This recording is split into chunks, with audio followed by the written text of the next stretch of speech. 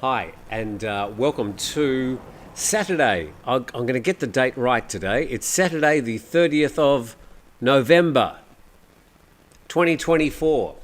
I can't believe I think I've got over the last couple of weeks, I've got the date wrong 3 times. Such is dementia in older people. It creeps up on you. You don't even know it's happening.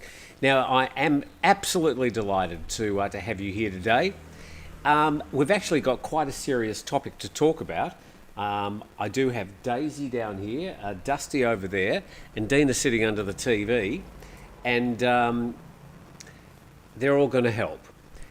So, the topic today is based around an article that, not an article printed in many media, about what's happening in Australia at the moment with a ban on social media for people under the age of 16. So we'll get to that article a little bit later, but this is a very vexed topic, and I want to broaden it beyond what's happening in Australia. I notice, and good morning to all the people online already, Shano Traveller says, social media is out of control even for adults. And I think this is worth talking about. The polarisation we're seeing in the political discourse at the moment, a lot of the fracturisation of communities, fracturing. There are some people who simply won't talk to me anymore, long-term friends, who disagree with my political stance on this or that. Not that I have that many political stances here on my YouTube channel, but people who sort of know I've voted this way in the past in Australia. I think, really? Now, people never used to behave like this. Well, very rarely anyway.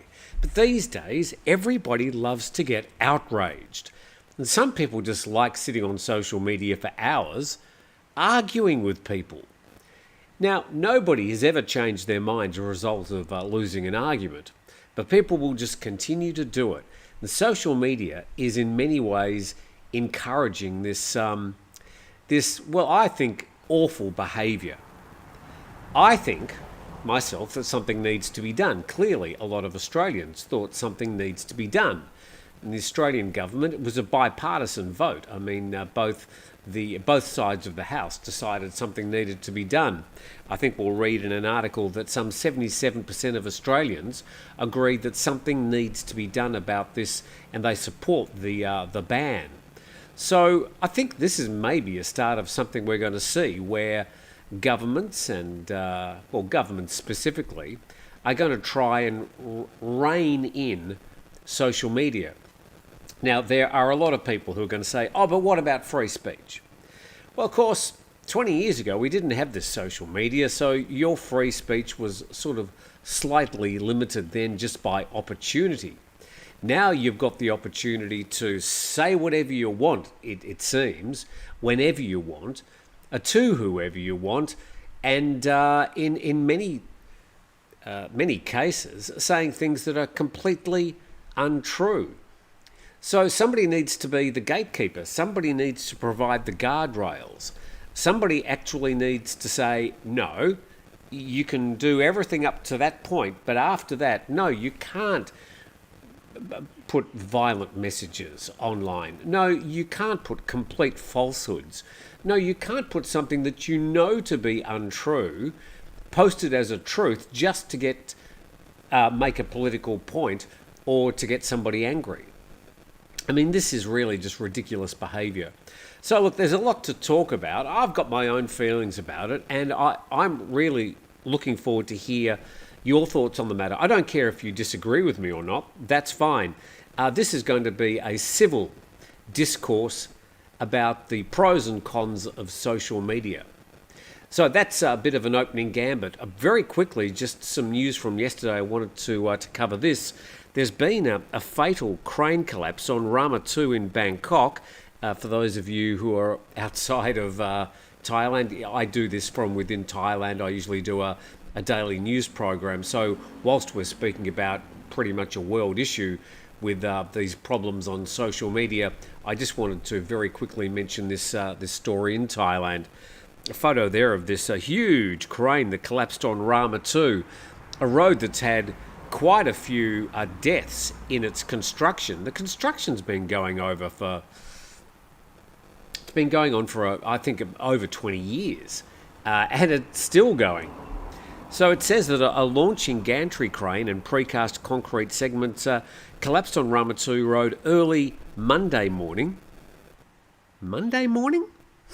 Hang on, I'm suddenly sort of thinking, when was this published? This was published on the 29th of November.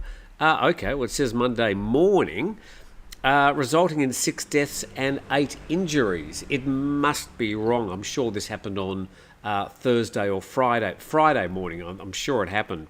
The collapse occurred on the outbound side of Ramatu Road at the construction site of Ekachai Ban Piao Intercity Motorway 82. Now, this is basically the road that heads out of Bangkok through Samut Sakon down south towards, well, probably the most popular journey for this road would be heading to Hua Hin for the weekend from Bangkok. And initially, 4 construction workers were reported dead and 10 others injured. However, the number of fatalities has since risen to 6. So, more deaths on this Ramatu road construction. I think we've got a few photos. These roads are made with these concrete pylons and then putting these concrete segments and linking them all together with steel cables to make the road. So this is pretty much like a road overpass that's going to be going for tens of kilometres, and it's just taking forever to get the damn things constructed, and more people are dying, which is very sad. Now, to our topic, and I've got a few notes, and let's just say hello to some of the people here. The Queensland Tiger, good morning from windy Char Arm. I can read these from my... road overpass that's going to be going come on, Tim. Quiet, Tim. So, here we go. Focus my eyes. Tony Hatsy. We see this... will this affect the helpline for kids who can discuss their problems with others other than their own parents? Bit of spelling there, Tony. But I get just a point. I think that the helplines really sort of happen often like on a phone call, not necessarily on social media. That there might be some chat lines for helplines now. And sure, you want to keep those sort of things open. There's obviously a lot to try and sort out with this particular ban. It may not be the best version of trying to control social media, but somebody has to start somewhere and then work our way through the issues. Oh yeah, by the way, we've had a bit of an early start to Christmas in the house, so we put up the Christmas tree. There it is. We might see more of it as the month goes by. We don't really need to talk about Christmas tree or putting up the tree too early as the staff arrive. Suicide is a major worry, says Thai Bulldog. Maybe the massive amounts of retinol being prescribed to our children over longer periods is of major concern. Oh, this is what they use for ADHD? Yeah, look, I mean, obviously there's a lot to discuss on this. The suicide in young people is part of it and something that we want to address, but we need to be quite careful about that here on YouTube. David says, good morning to Tim and everyone on the live stream. Great to have you with us. Bob Toms 100, waste of space and time, the likes of X, previously Twitter. Paul Summer says, good morning from Hua Hin. That's where Ramatu goes down from Bangkok to Hua Hin. Huckleberry, happy holidays. And Bob Toms continues, and politicians and business people using them to control people like religions, ignore, move on and be positive in life. John D says, Sawadee Krap from Melbourne in Australia. Sort of the hotspot Australia at the moment in this social media debate. I did make a few notes, and so let's just sort of wax lyrical. And really, I'm very interested in hearing what you have to say about this issue today. The things that you think might be tweaked. a lot of people saying, "Oh, this can't work." 16-year-olds and 12-year-olds will find a way around this in about 2 minutes. They've grown up with social media. They've grown up with one of these things in their hand.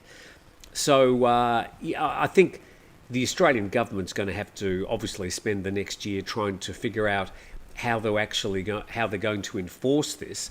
And it seems from what we've read on the media, not social media, that they're going to put a lot of the onus on the platforms themselves.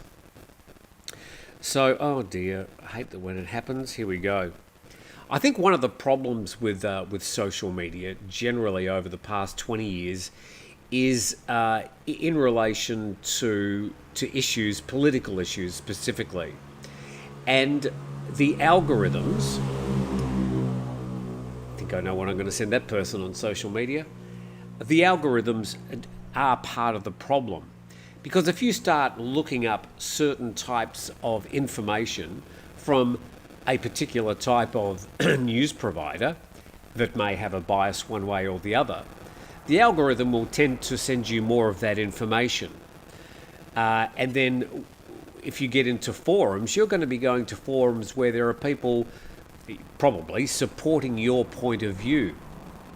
So you end up in this sort of echo chamber, this information loop, where you're really getting more and more of the same biased information. Now, to a lot of people, that sort of emboldens them and thinks, oh, okay, I'm right. And it makes them feel more correct about their particular feelings on an issue, whilst not having the opportunity to hear a whole lot of different people's opinions on the matter. So I think the algorithms are a problem and are part of the issue when it comes to one of the problems of social media. So we're not just talking about the ban in Australia for 16-year-olds. I suppose what I'm trying to get to by the end of this hour is what we individually might be able to do to improve social media in our own homes and amongst our own community and our own friends. Because, I mean, none of us, I'm pretty sure, can call up Mark Zuckerberg and say, hey, Mark, pull your finger out and do something about stopping all these silly algorithms and stopping hate speech. So if you do have a hotline to Mark Zuckerberg or Elon Musk, the owner of X, then send the phone numbers through. I'd love to give them a call.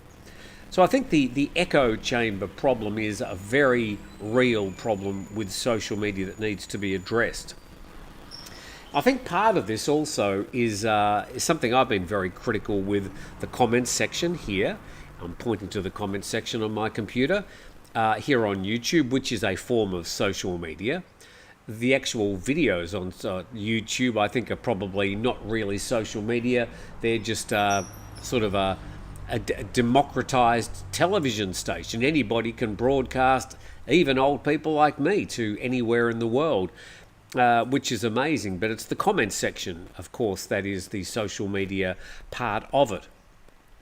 And I've been very critical that there is a anonymity with a lot of people in social media, that you can go on and say anything you want. YouTube might block it, I might block it or delete it, but you can actually start off the whole process by typing something violent, nasty, wrong, and or something that's just not appropriate for civil discourse. And I think the anonymity is part of the problem. Something I would do is make sure that people who are going to go online and start writing things are actually known, that they've registered some sort of email address. Now, people would say, oh, no, that's a privacy concern. Well, I think if you want to have free speech, there needs to be consequences. And part of the consequences is exposing who you actually are. I mean, if you are anonymous and make some sort of political statement, the statement's got no validity because we don't know who said it. So I think we need to recognise the need and the value of free speech, but we also need to put a face behind it. Okay, this might be a little bit more complicated in some countries where having a particular point of view could be actually dangerous, where anonymity is an important part of being able to reach out with a particular point of view, but protecting your identity. But 99% of the time, I think it's important that we know who's behind making a comment. You know who I am. I'm sitting in front of you. You can see my face. You can hear my voice. But probably half the people here, I don't know who you are. There's no face. You've just got a photo of... I don't even know what that photo is. But you've got all these sort of bizarre photos and names that will basically mean nothing and are rarely your real name. Now, I'm not blaming you for this. I mean, YouTube, in this case, it gives you the opportunity to put up an anonymous handle and off you go. By the way, thank you to Jailer. Thank you very much for your ongoing support from the UK. So, Jailer, thank you very, very much for dropping in today.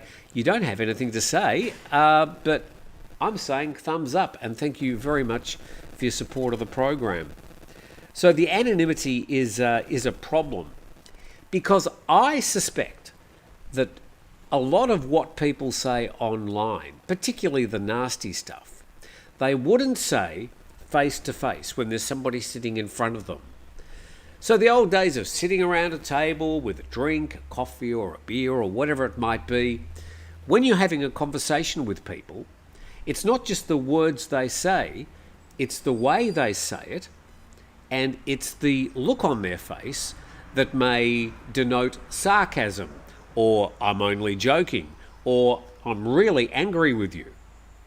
When you just write it in words, sometimes an emoji will help, but just words are not enough to convey a particular thought, particularly when we're talking about emotions and feelings and more nuanced topics that really need a face-to-face interaction. So I think the anonymity and the fact that we're only in most cases using words is a big problem with social media.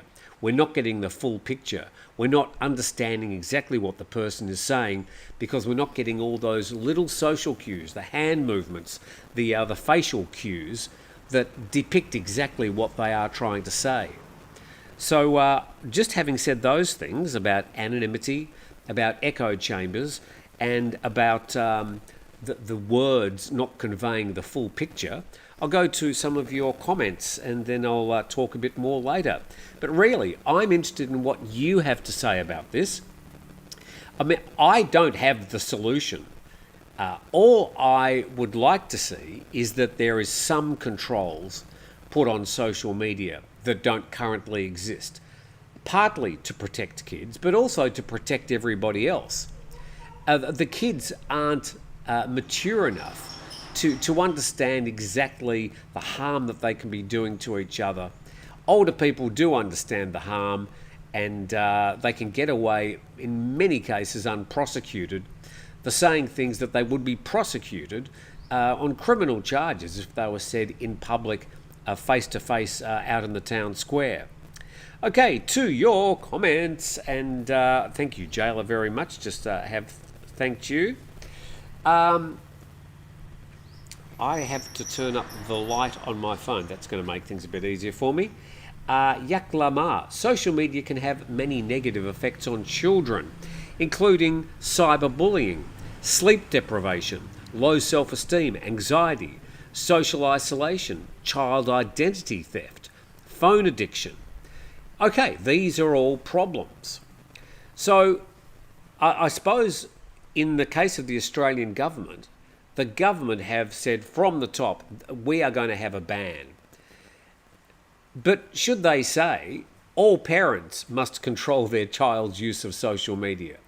Or do they say that to educators? Educators, you need to have a class 3 or 4 times a week on how to use social media properly, the pros and cons, and using it more responsibly. I mean, where does this come from? Well, the Australian government said it's going to come from the top, but maybe in many cases it needs to start at home.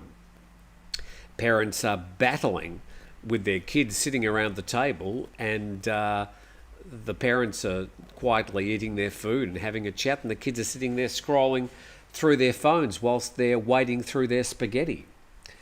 So thank you, Yak Lamar, for your comment there.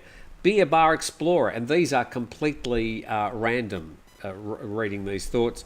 G'day from Canberra, Tim. It's like Phuket during the late wet season here today, bucketing down and cold, whereas when it's bucketing down here, it's nice and warm. Thank you very much, Daisy, for your comment. Nongua So, maybe kids would go outside and play again. Yeah, these things have certainly changed the way we live.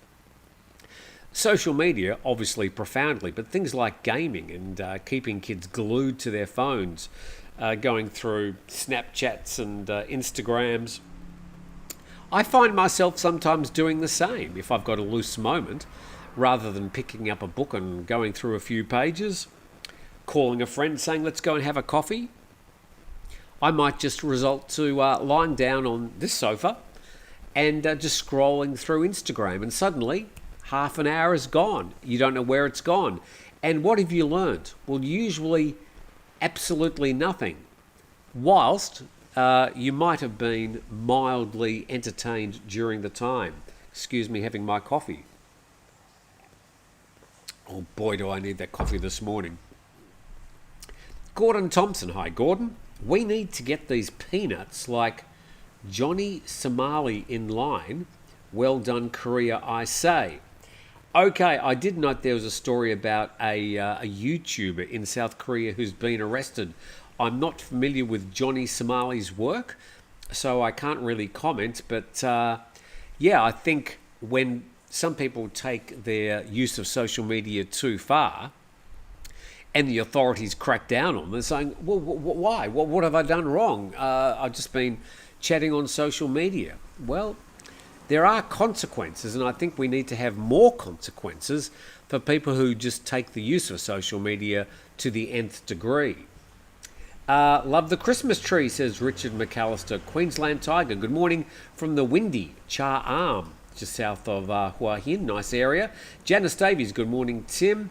Okay, I'm trying to find some, here we go. The Bulldogs, suicide is a major worry. Maybe the massive amount of, we read that one, sorry. Okay, just catching up with my own social media feed. Believe parents need to be involved in any government regulations. That said, some regulation is needed. Yeah, well, even if the government says, okay, 16-year-olds and below, you can't use social media, you don't want the police popping around and knocking their door on every house. You don't want kids having their phones confiscated. Who's going to enforce this? Schools, parents? And kids being kids, especially 16-year-olds, are going to do everything they can to try and get around these bans. And there's things like VPNs and other things that will allow them to perhaps get around or skirt around these issues. It is going to be very interesting to see how Australia goes about this. Discovering Thailand, it can be safer online in your home than out on the streets these days. A fair point. And I don't think we need to disagree on the fact that social media has a lot of advantages. I just wrote down some this morning. I mean, social media isn't all bad. It has provided a lot of good. News stories from people I've never even heard of all around the world, long and short, not the people, the stories, but an opportunity to see different points of view from all four corners of the world. Epic challenges. Why did I write epic challenges? What was I thinking at 7 o'clock this morning? Epic challenges. Well, yeah, okay. So when people go and do something amazing, swimming from here to there, climbing this mountain, putting together a jigsaw, I don't know what it is. But yeah, we get to share those stories with them. Nostalgic reminders, things that you can see, old TV series. You can get to see things that I never even got to see on TV. Fred Astaire and Ginger Rogers dancing back in 1933. that you'd only sort of see in a cinema maybe once in a blink, but now you can really enjoy things or creative content that's been created over the last century. You want to go to a live concert? Maybe you couldn't afford to go. Just watch it on your TV on YouTube. Not the same as being there, but I spend a lot of my evenings as I sort of try and wind down, enjoying concerts of artists that I enjoy. Old friends reunited just this week. I've messaged a couple of people that I haven't spoken to for 45 or 50 years. And we've had a good old chat. So you can just pick up where you left off 50 years ago. A few more wrinkles, but otherwise the conversation's much the same. Hands across the world friendships. I do have friends now that I talk to in places I never even thought of. I mean, I sort of sometimes meet them here and then I continue talking to them because I can. I get to talk to my family back in Australia more now than when I lived back in Australia. They only lived like a kilometre away. This is my sister and her family primarily. I might see them maybe once every 2 weeks. Now I speak to them every couple of days. New business opportunities. My little Airbnb business. Well, Airbnb wouldn't exist without the internet. Not really social media as such, but I suppose social media has given a lot of people opportunities. There's so many of these online, like Facebook and TikTok particularly, where people run these stores. And some of them are very entertaining to watch. What was that thing that Joan Rivers used to do in the United States? QBH or something? Which was a TV selling jewelry and stuff like that. Well, now anybody can do that. I could sit here and I could sell coffee cups to you. Not sure whether you'd buy them from me, but yeah. So e-commerce has really opened up because of social media. The democratization of information. I think there is a big positive with the fact that a lot more people have access to a lot more information. A lot of cases it's information overload, and there has been, of course, abuse of that democratization of information with people providing misinformation for a political end or to make them feel happy or for whatever reason. But generally there has been a huge democratization of information. And I wrote new media. I suppose that means things like YouTube channels and things like that. So, yeah, I mean, social media isn't all bad. There is a lot of good as well. But it's clearly the bad stuff that we need to try now with 20 years of experience. We need to start clamping down on it. Because this has all just grown, just like Topsy. And it's got out of control. Clearly it's out of control. Now, two key events.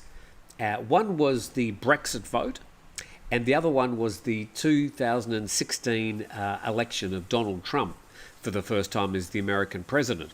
I'm not going to be political, but these were both well-documented events, these two elections, where social media, and I'm not going to say the misuse, but the use of social media, changed the general opinions. Now, you might say that social media weaponized a lot of misinformation in both cases, which did move the dial, moved the pendulum, that just that few thousand people to get one result rather than another result. But there's been some very good documentaries made. What was the one on Netflix? Basically focused on the company Cambridge Analytica, which was engaged during the Brexit vote by the people who wanted to leave the EU, the Brexiteers, I think they're called, the Leavers, and they spent a lot of money on social media using this company, Cambridge Analytica, and it just shifted the dial some 2 or 3% to get a vote for the UK to leave the EU. Now, it's quite easy to argue that without social media, that wouldn't have happened. but they used very carefully and well-targeted advertisements and social media posts to particular communities. And they just needed to swing those few communities and it altered the vote. And the same pretty much happened in the 2016 election, where one side spent like massive times more on Facebook than the other side, and was able to weaponize and again very carefully target particular communities with particularly colourful advertisements, but it was enough to shift the dial. So social media being used those two times, very well documented, to change election outcomes, or a referendum in one case and an election in the other. Again, I'm not talking politics here. This is just the discussion about social media and the way it's been used. Social media has been weaponized by all sides of politics these days, and misused by all sides of politics as well. I recognise that. But those two particular events, which were pivotal to the countries involved, the UK with the Brexit vote, and of course the election of Donald Trump, which has really changed the face of American politics.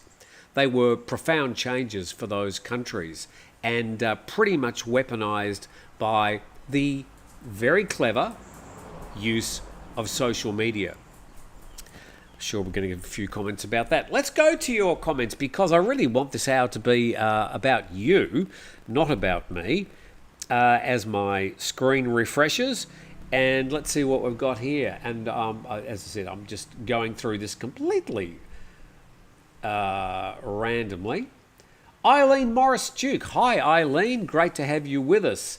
Said, morning, Tim. Interesting problem, dealing with how to make people accountable for their actions on social media. And John Armstrong. John, I did note this as well. The Christmas lights match your shirt. Yes, they do. Thanks, John. Wilco has a comment. Retinol, we were speaking about this earlier. I was saying something about, yes. Retinol, thank you, is a skincare product. I thought so. Ritalin is used for ADHD in children. Thank you, Wilco, for that correction. Yes, we were talking about, somebody said retinol. I was thinking retinol's for acne, isn't it? Anyway, there you go. Tony Fossey, comment. The problem is, Tim. Oh, no. Sorry, the problem is, Tim, in the end, social media will never change. There is too much money involved now. Facebook, TikTok, etc., make way too much money. Okay, Tony, let me say this to you. I agree. The cat's out of the bag. The genie's out of the bottle. Social media is here to stay. But it doesn't mean we can now start to wind parts of it back. Why am I doing that? There's absolutely no reason why we can't start to put a few guardrails along the way. But because we don't want to close down social media, what we want to do is help social media become a force for good rather than a force for evil. And currently there's just so much downside with social media, we do need to do something about it. We can't continue as we're going. The world will continue to become more fractured into these sort of tribes and camps. If you think the world's polarised now, wait another 10 years if we leave social media unattended and let it continue as it's going. Yes, I do understand there are issues of free speech, but free speech is a responsibility more than a right.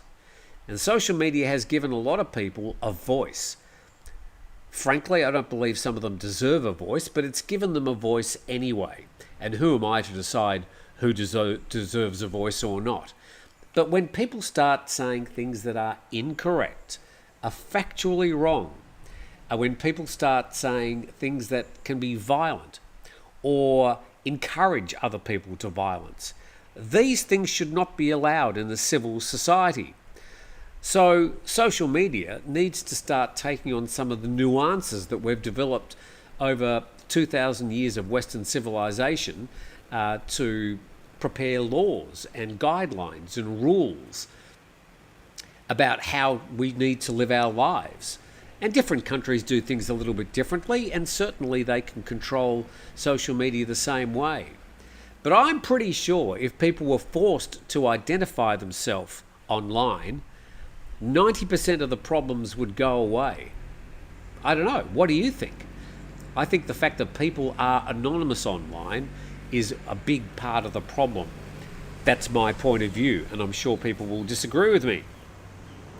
Discovering Thailand, nobody can enforce the age that low without issuing ID to preschoolers, right?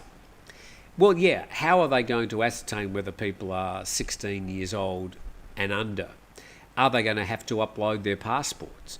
Are they going to have to upload personal information to identify their age? Yes, I think these are critical problems we need to ask. Now, I'm looking at it just from the point of view of a teenager. If I was a savvy teenager, I'd find some way around this, let alone what the government's trying to do. Queensland Tiger has a question.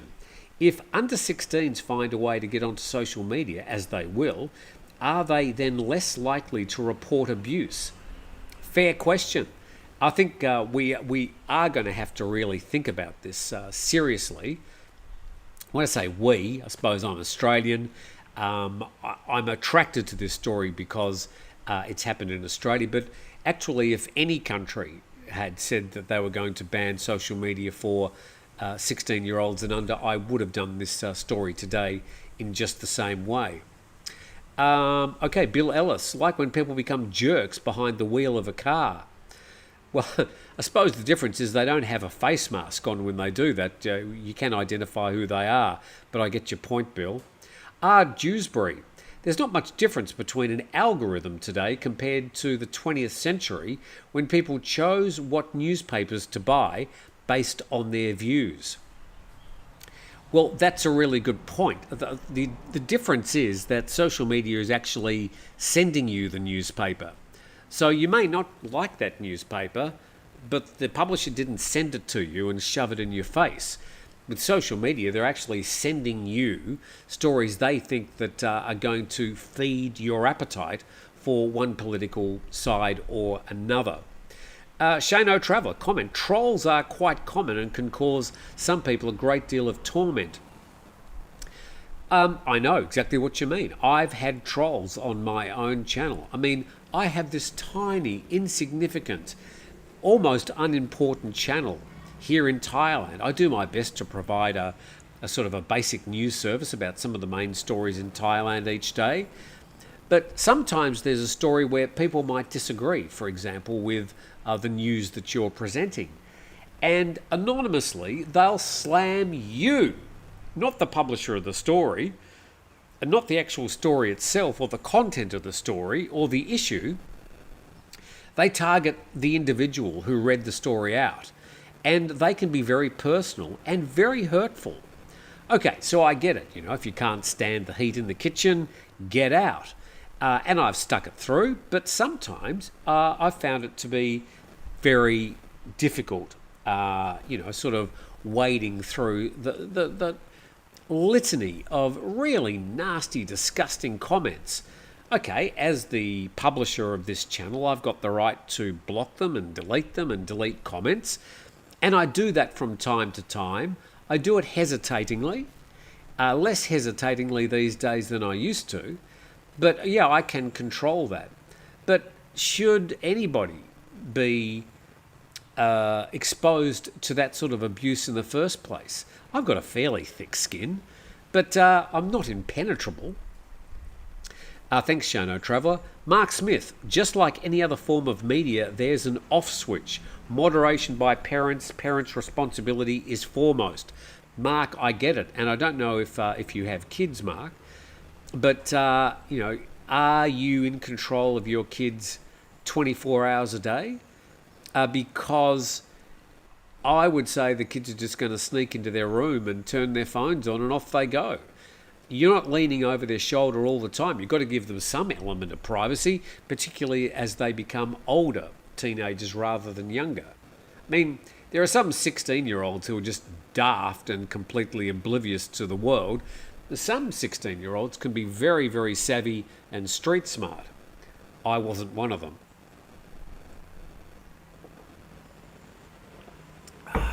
That's nice. Oh, Dina, no, Daisy's gone. Thanks very much, Mark. Hi, Chew Mango. Your phone is causing bad interference on your microphone every time you bring it close. Oh, okay. I'm sorry about that. I wasn't aware that it was causing a problem. Okay, there we go. Philip J. Agree 100%. If their ID was out there, would stop a huge amount of underhand, nasty comments. Stefan, free speech should have limits. Different opinions are perfectly okay, but I really dislike blatant falsehoods, like the earth is flat. There you go. The flat earthers, I mean, there was a period of 2 or 3 years where the people who denied the fact that man went to the moon, I mean, these people had a platform to share this nonsense and really just take our focus off something that's much more important, to have to explain to these people why their theories of the man didn't go to the moon or the earth is flat are completely wrong. It's just amazing how people can get into a zone and start sharing their information with other people that believe the same thing, and it just reinforces their belief in utter nonsense. Now, in both those cases, it's relatively tame. It's not going to kill anybody because they don't believe that man went to the moon. But in some cases, spreading disinformation can be very, very dangerous indeed. Richard Townsend says, believe parents need to be involved in any government regulations. That said, some regulation is needed. Stephen Pavey, Yaklamar, this is a person who was speaking earlier. There are positives for children in social media.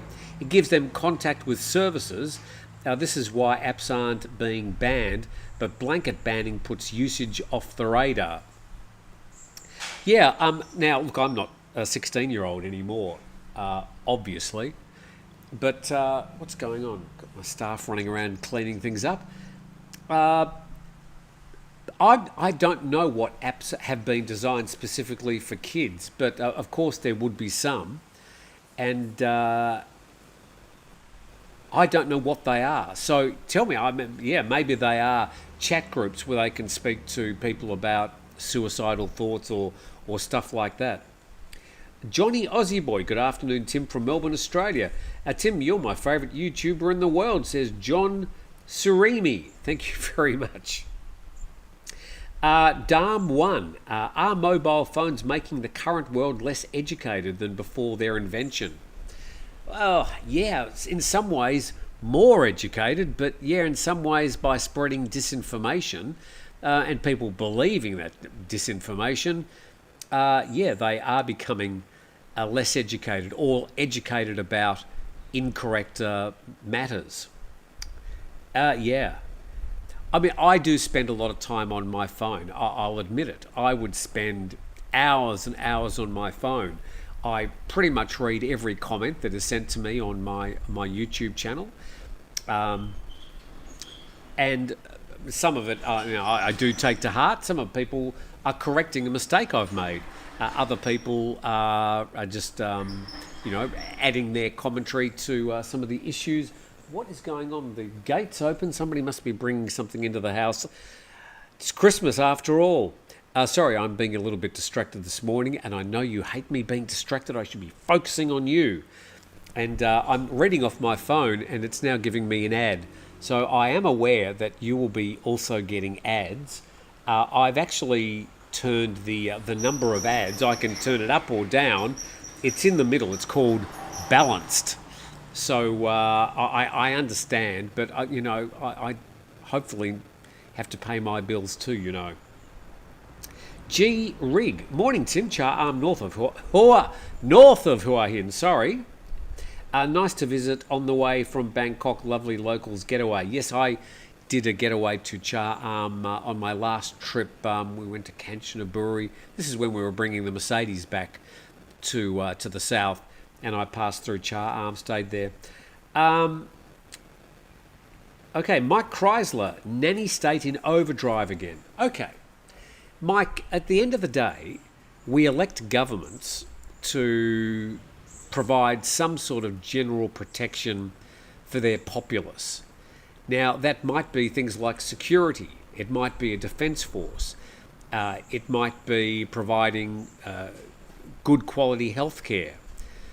But they're also responsible for the information that gets into our ears. Now, we can accuse the government of overstepping the mark often, and that's easy to do.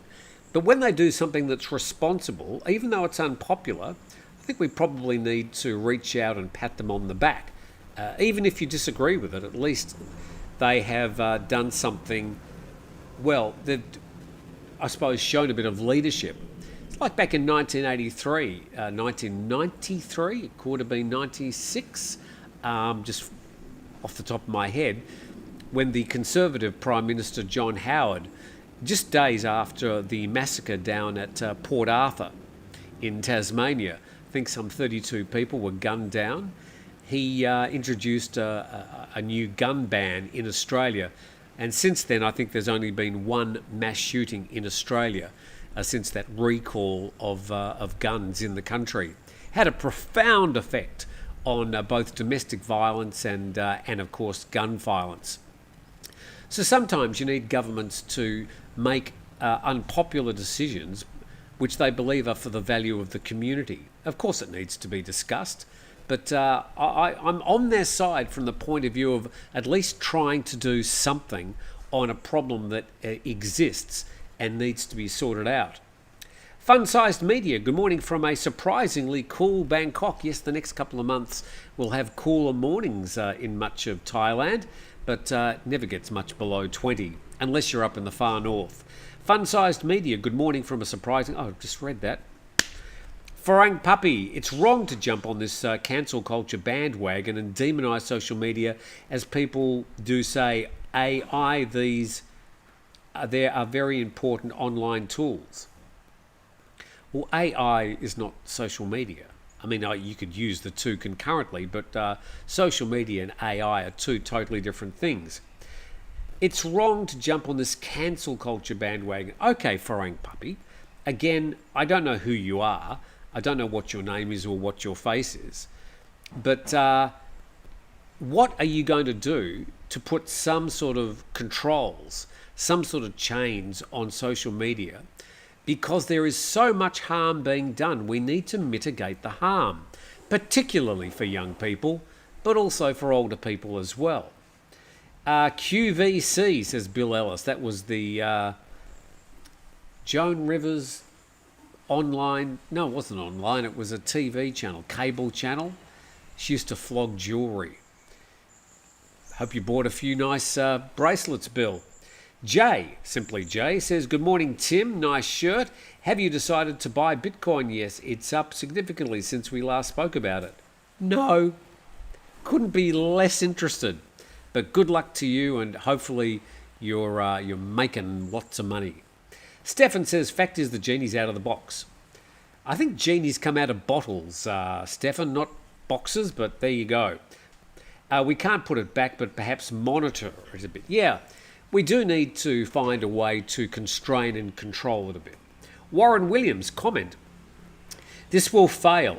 Look, I think there's a lot of people saying this at the moment, Warren, and a lot of people will agree with you. Successfully logging one's age will prove too hard, especially when the owners of the means of distribution aren't on board.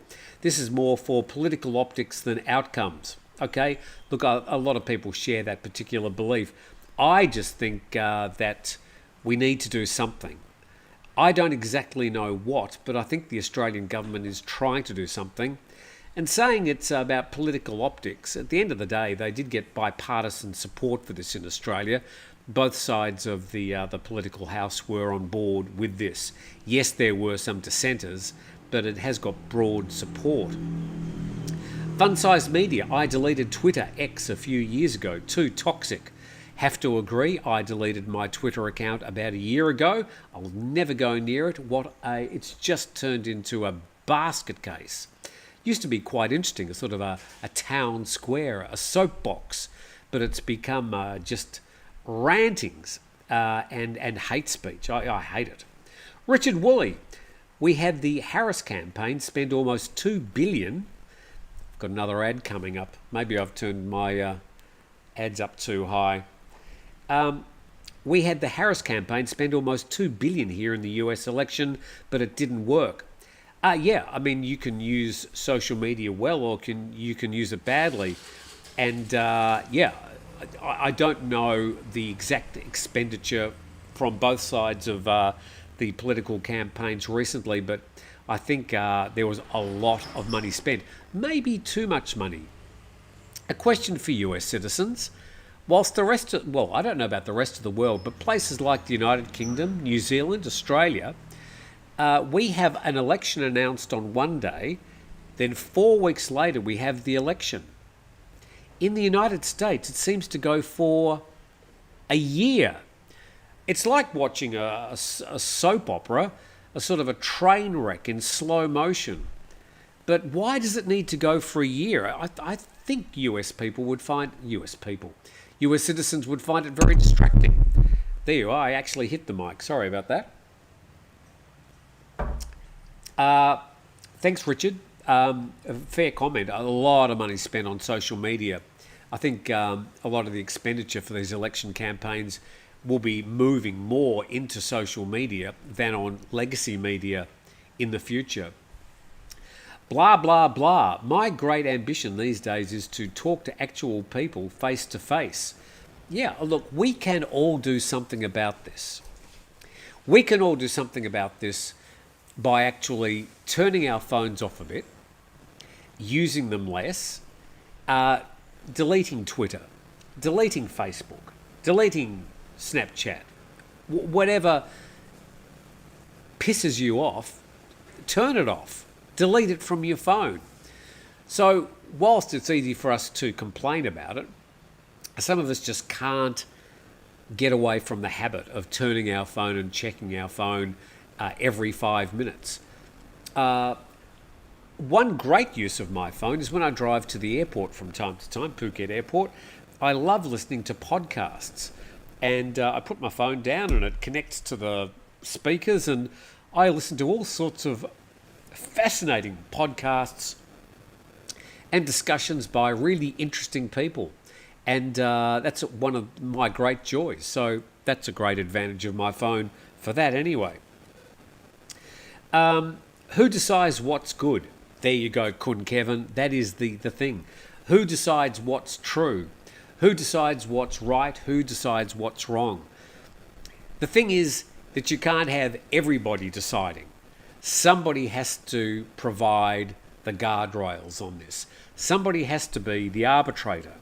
Somebody or something has to provide adjudication on what's right and wrong. Now, a lot of countries have got courts and Supreme Courts and judges, and I suppose they provide a level of protection as to what is right and wrong, but it's a fairly blunt instrument, and it can take years to get some sort of civil cases to adjudication. We probably need to have something a little bit more simple. Civil discourse, I think, is part of it, bringing people up to behave properly when interacting with other people. There are things people say to each other online that they would never say face to face. And I'm shocked when I just go through, less shocked these days, but I read and think, what is this person actually thinking? Don't they see that what they're saying is either, got the two cats out here now, it's just horrid, violent, nasty, and could really make the person it's intended to really hurt them. Now, of course, a lot of people, when they're hiding behind these fake names and stuff, this is exactly their intention. They are trying to hurt people. It brings out the very, very worst of us, don't you think? I think in many cases, it just brings out the worst of human nature. And some 2,000 years of increasing civility has been really chopped away at over the past 20 years by social media and people starting to behave poorly again. In your country, it's not a right. In my country, it is a right. Kun Kevin, I understand the issues about free speech. And I know in Australia we don't have free speech enshrined in any of our documents, although there is a large degree of freedom of speech. Just because it's been included, I think the interpretation of the word free speech, a lot of people just think it's absolute. Anybody can say anything to anybody. No, you can't. So you just need to look at the interpretation of freedom of speech and just push the envelope a little bit too far. Somebody brings a civil suit on you for defamation, and you'll understand that there are limitations to freedom of speech. I just believe we need to have more limitations than we currently do to stop the negative effects of social media. And they are palatable. The number of suicides, especially young people, have risen over the past 20 years. And this is directly connected to their use of social media. So it's not as if people are just making this up to make themselves feel good. There is an abuse of social media. There needs to be more control, if not for any other reason than to help protect young people. So freedom of speech is okay, but when you start having people killing themselves because of the abuse of social media, then you need to realise that it's gone too far, and there must be limitations on freedom of speech, and there must be limitations on what people can post and who they post it to. Okay, but no, I thank you for your comment there. Tim Shaw, hello Tim. I deleted Twitter 3 months before the US election. Blissful life without the ping, ping, ping. Yeah, I beat you by about 9 months. I got rid of Twitter. Just rubbish these days. Dam1, having a go here. Tim, that's because the Yanks need a little more time to think. That's not fair, but it's, I know, said in jest, and thank you for that. Tony Fossey, question, when is your new YouTube channel starting? Tony, I have to say, things have been a little bit busy. I don't know if I'm going to have time to do it. Things are going to have to settle down a bit from where they are at the moment. But doing my daily program, which takes about 3 hours, and then running the little business here, are at the moment taking up just about all my time. I'm going to have to really have a good think about it. It's sort of sitting there. I've got some videos already made. Maybe I'll just have to post them on this channel, and we'll take a big deep breath. Sticky Rice, on a lighter note, dearest Tim, why did the Thais have to make food so spicy? Good question. Thais spelt, by the way, T-I-E-S. We get your point. John Armstrong, a genie comes out of a bottle. You open a can of worms. Once you open Pandora's box, it's hard to close it again. Thank you very much, John. People mixing up their metaphors there. Fun-sized media. I mostly just watch cat videos now. I think that's where social media sort of first got its currency, was cat videos. There's still plenty of them. I've got 2 live cats these days, which keep me amused. I don't need to watch other cats behaving badly on video, but I think that's sort of where it started gaining currency. Luke Manton, comment. There are a lot of happy parents with this law, as they now have a fallback with their kids on social media, saying it's the government, not them. Yeah, I mean, a lot of parents don't want to be bad cop. They want to be friends with their kids, and, they don't want to provoke them. So, the government's making me do this. I get it.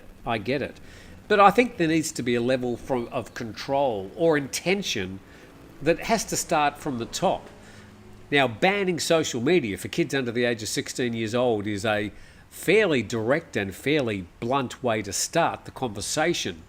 But it's a conversation that needs to be had. I'm sure there are going to be twists and turns between now and the end of 2025, when the Australian government will actually impose this, including a lot of discussion with the social media platforms. The social media platforms, at the end of the day, are partly responsible. Well, wholly responsible. And I'm pretty sure that things like Facebook and the way it was weaponized for various referendums and elections, and the way it's been used to spread hate speech, was not the intention of Mark Zuckerberg. when he was at university, he just wanted to come up with some sort of computer program that would help him find girls. He just wanted it to pick up girls in some sort of easier manner. Well, he sort of got that and more. So I think the intention of a lot of these people when they start these platforms wasn't to cause the harm that they have. The harm is a byproduct, but it does need to be reined in. Philip J, it's the same as road rage, aggressive behind the wheel, but would not react like that face to face, or if they did, then consequences would kick in. Fun-sized media definitely should be banned in the classrooms. Cell phones. That's a mobile phone, isn't it? Cell phone? Yeah, well, I think in classrooms, kids just need to turn their phones off and concentrate on talking to each other and the teacher. A classroom is no place for a mobile phone. Daryl McGee, fun-sized media. I remember when a Walkman would be confiscated. The Sony Walkman was the first time we had portable music. Well, I mean, you could have carried a guitar around, but the Sony Walkman allowed us to listen to CDs in our pocket. Before the iTunes came along. Teddy Bear, social media, select what you want to watch and delete the rest. That's the only way you can have peace with yourself. See, that's part of the problem though, Teddy Bear. Delete anything that you don't like. Delete opposing views. Delete the arguments you don't want to hear. You are creating your own echo chamber in that case. But look, I mean, that's a way a lot of people would handle their distaste of social media is by turning off that they don't want to hear. I think that's a problem though. You're missing out on a whole lot of excitement that's happening around you that you've blocked out. My mobile's most important app, says Dam1, oh God, what is it going to be? Is the alarm clock for my medication reminder at 10 a.m. So your mobile phone does certainly have a valuable use. Ricardo Beggs, enjoying the balanced approach to a prickly issue. Well, I'm doing my best. John Armstrong, even in the US where freedom of speech is guaranteed in the Bill of Rights, you cannot yell fire in a crowded theatre, is the example usually given. Yeah, John, thank you very much. I'm sort of aware of that. A lot of people sort of use this freedom of speech argument as an absolute argument. I'm 100% sure it was never intended as such, and it's unworkable if so, because you can't have completely unfettered freedom of speech with people saying just what's on their mind or complete nonsense that can be a huge danger to themselves and other people around them. Daryl McGee, Dam1, thank you. You reminded me to take mine. It's a bit late now. A few other voices. What have we got? Wilco, comment. Elon Musk has already expressed his disgust in the decision and his strong support of Joe Rogan, who was criticised by the chairman of the ABC Australia in his National Press Club speech this week. Well, now see, here's an example, and I don't want to get political, but clearly since Twitter has got its new owner, and the promise was more freedom of speech, we've actually seen a huge drop of freedom of speech from one side of the political aisle. Now, as the owner of the platform, the owner is perfectly entitled to run things the way they want, including with a political bent. But it's humorous to me that there was a promise of greater freedom of speech when in fact the opposite has actually happened. DRD, when it comes to social, political, religious issues, which is where the problem on social media exists, there are very few truths, only positions. Yes, particularly when with social and political issues. With religious issues, I think I'm a little bit more 100% sure than most people about that. But I understand, I am also cognizant that some people have different beliefs, and I recognise those beliefs. I always say to them, if you're going to take an extraordinary position and believe in people in the sky and supernatural beings, then you need to have extraordinary evidence to prove it. Having said that, I'm very happy to listen to people's religious beliefs and understand that they've been around for a long time, and they have in some ways helped control a lot of the excesses of human behaviour. So, I think, I get what you're saying. I don't want to go any further there. Blah, blah, blah's back again, and Musk, who couldn't care a toss who wins. Well, yes, there is a political expediency in some cases there. Christian Simon, it's a step for full control and digital ID. You see, this is... I know we're going to hear a lot of this. The government's just trying to control everything. Well, governments... So that's sort of their job, is to control things. To have red lights to stop the traffic, have green lights so the traffic goes this way, to have train timetables, to make sure the roads are nice and safe to drive on, to make sure that there's public hospitals where people can be looked after. So it's not a matter of full control and digital ID. I think you sort of are dreaming this up in your head. At some stage, the government does need to be responsible for its citizens. And if you've got a whole subset of your citizens dying from suicide in many cases, it's now the second most prevalent cause of death in the United States, for example. It's risen a lot over the past 2 decades, largely because of the misuse and abuse of social media. It's partly the government's role to protect its citizens, including those ones who are deciding, for whatever reason, to kill themselves. We have to stop this from happening. And the government, the educators and the parents are going to be part of the solution. Darm 1, Teddy Bear, yes, my life would be dead without Line. Okay. Yeah, I mean, here in Thailand, social media is very, very popular. Facebook is still very popular here. Also, Line and TikTok, they're hugely popular here. Dorothy Ruby Red Munchkin. Hi, Tim. Did I miss your video with your trip to the bioluminescence thing with 5-Star Marine? Just haven't got to it yet. It's half edited, but I haven't finished it yet. You haven't missed it. Alf Vanderhulst. Problem with imposing restrictions such as hate speech laws is who decides? Who decides what is hate speech? I agree there should be limits, but who decides where the cut-off point is? Well, that's our sort of legal system, isn't it? And I recognise this is a huge problem, as who decides what is hate speech and what isn't. And if you are the owner of a platform, like Google own this platform we're talking on at the moment, they decide what is hate speech and what isn't. It's their platform. They're a private company. You can buy shares in it if you like. But they are the owner and they are the people who decide what is hate speech. On my channel, I decide what is hate speech because it's my channel. And if you don't like the way that I moderate the comments, then you can go and find another channel. There are millions of channels out there. So who decides? I think it's at different levels. I mean, I try and have a fairly moderate approach to moderation. But other people, they just delete. I don't delete that many comments. You have to say something pretty silly for me to delete it.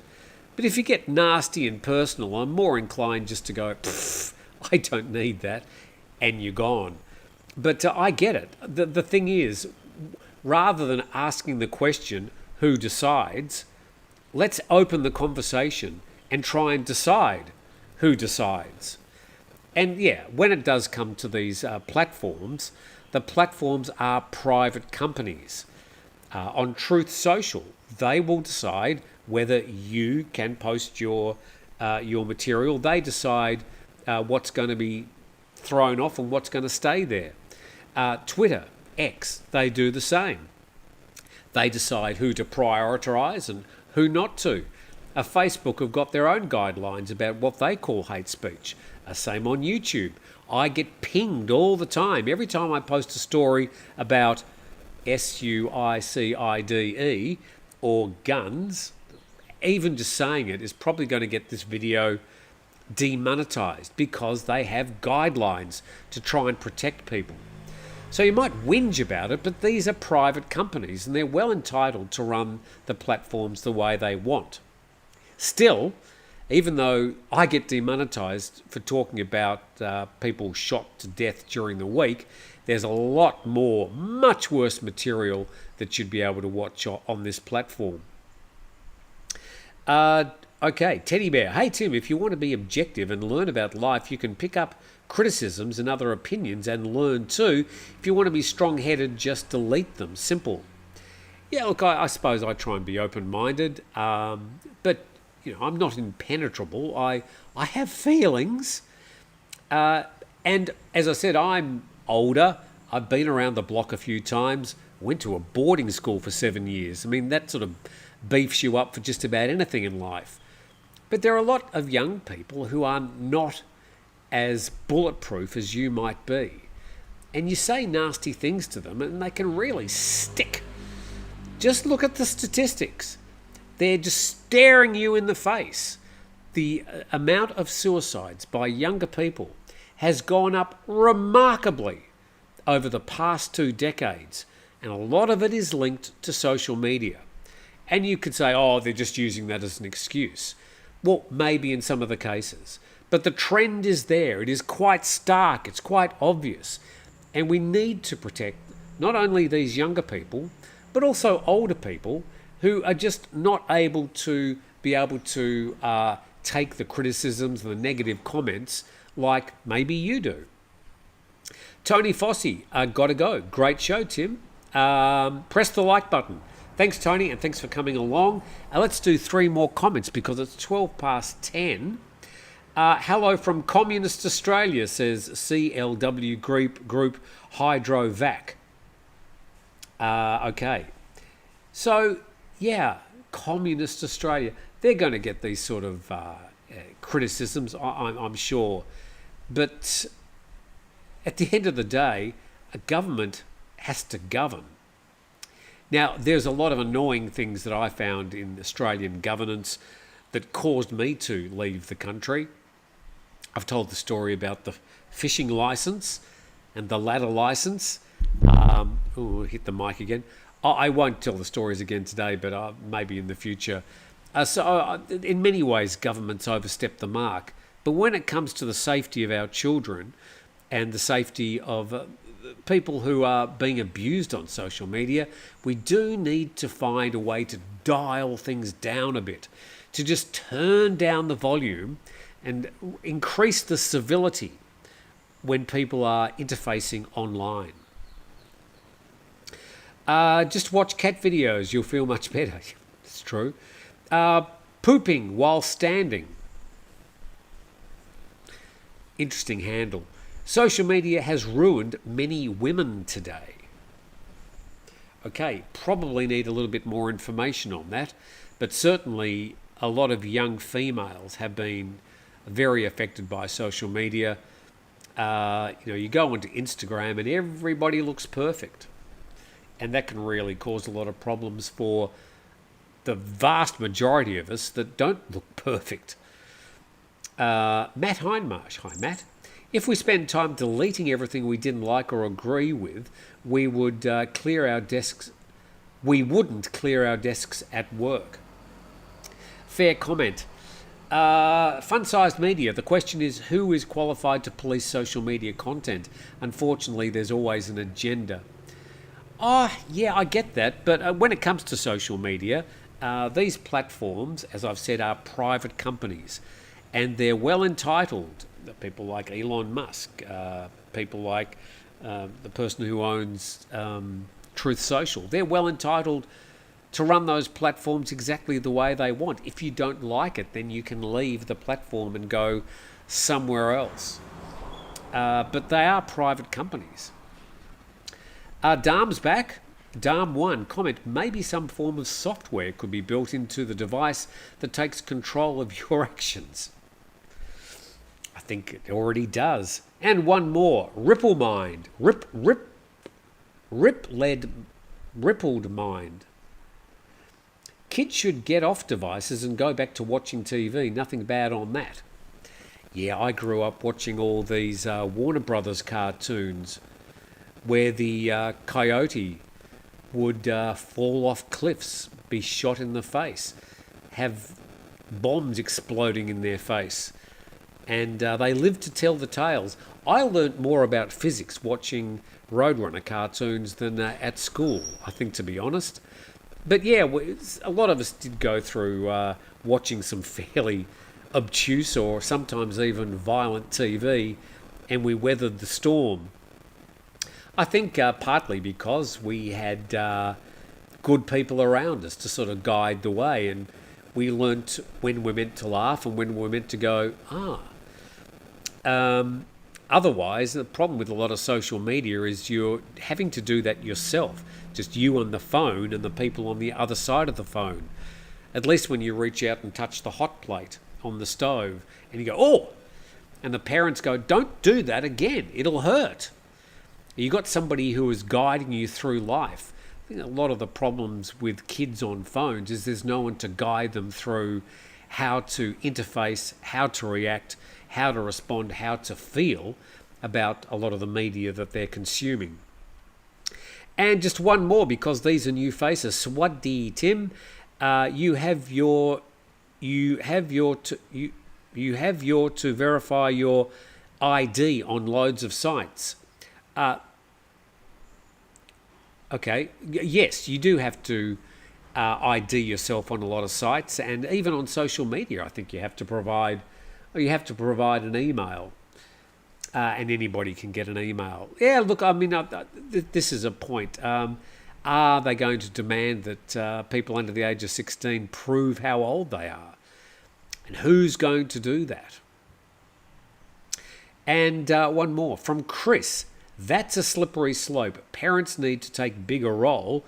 Government can't raise kids. But government can provide some sort of guardrails and then encourage and educate the parents on how to help. I think it's everybody that's going to have to do this, including you, including me. I encourage civil discourse on this particular channel.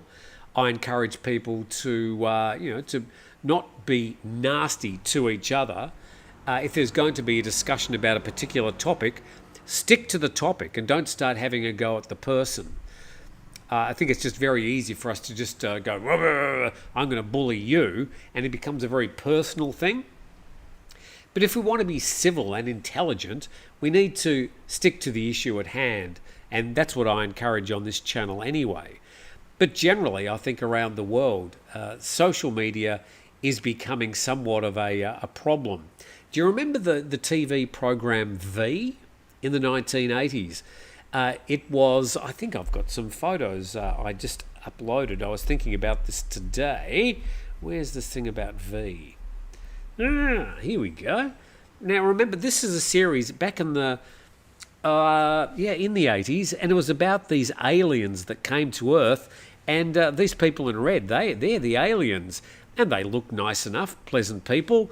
And they were promising that everything was going to be great. Friendship is universal. Our friends. And the people in red getting along with the humans, and everything was going to be fine.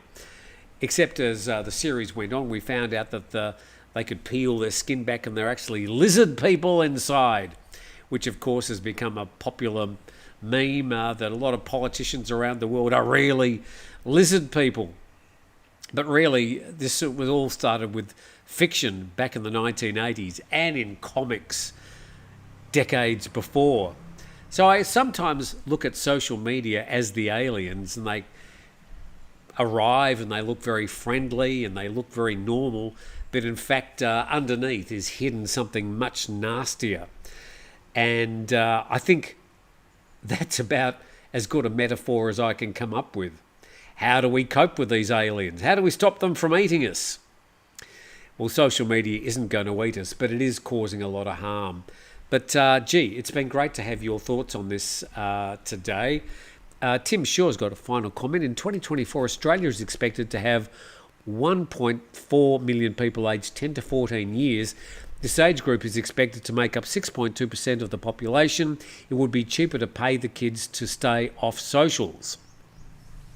That's a good idea. Encourage people under the age of 16. We'll give you $1,000 to stay off social media. But you see, they're going to take the $1,000 and then they're going to jump on their phones anyway. Yeah, how are they going to do this? And that's going to be very interesting to watch. But I say, well done. It's obviously taken political courage to do this in Australia. We are going to see a lot more of this in the United States, in Florida. People under the age of 14 are already banned from using social media. I understand that the case is being taken to court, but it's going to happen in other parts of the world and in other countries. But somebody is going to have to start doing something. And if not the governments, then it's up to you and me. Thanks for watching today. Hopefully it's been an interesting hour. I am so grateful for your support. I'm so grateful for you dropping in, spending this hour with me from wherever you are in the world. So it's either good night, good morning, or good afternoon, and we look forward to seeing you next time.